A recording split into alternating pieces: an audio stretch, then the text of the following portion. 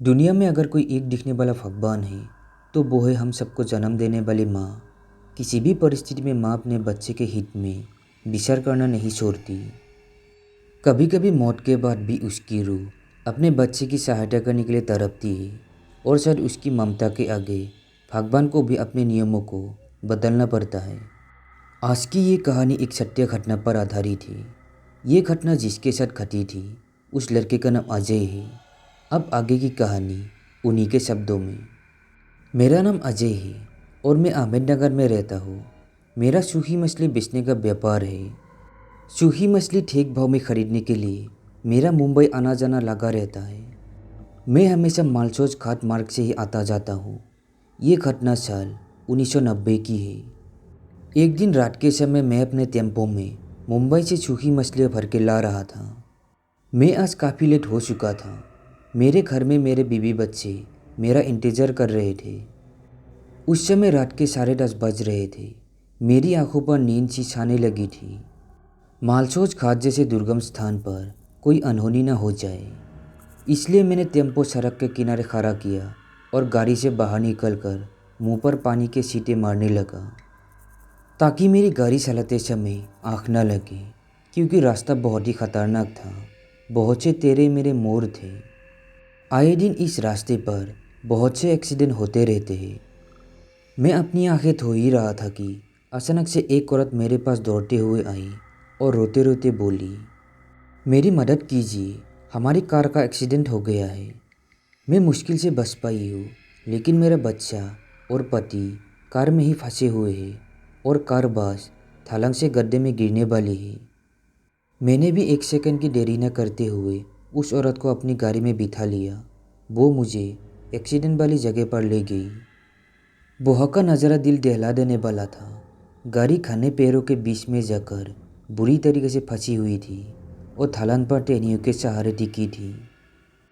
पैर और टहनियों के बीच में फंसी उस गाड़ी के दरवाज़ा खोलकर किसी का भी बाहर निकलना लगभग नामुमकिन सा लग रहा था।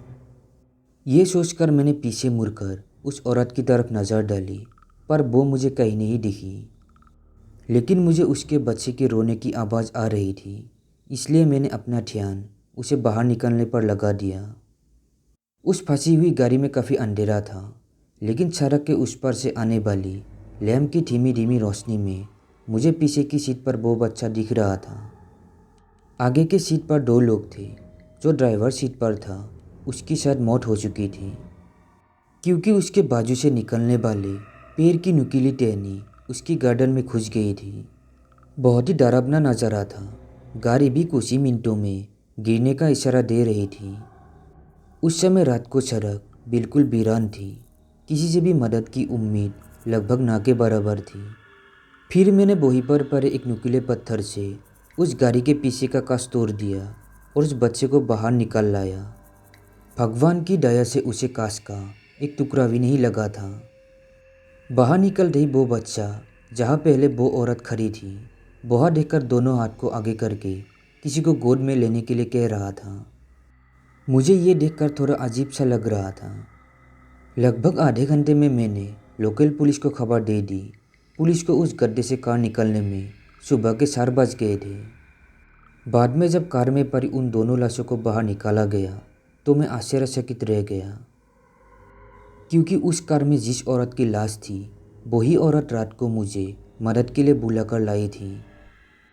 लेकिन वो तो कब की मर चुकी थी। फिर जब मैंने उस बच्चे की तरफ देखा तो मुझे पूरी बात समझ में आ गई।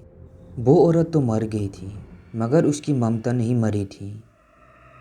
मौत होने के बाद भी उसको मुक्ति नहीं मिल पा रही थी, क्योंकि उसकी रूह अपने बच्चे की जान बचाने के लिए तड़प रही थी। कुछ दिनों में ही पुलिस की मदद से उस बच्चे की जिम्मेदारी उसके रिश्तेदारों को सौंपी गई। इसलिए कहते हैं कि भगवान का दूसरा नाम माँ होती है।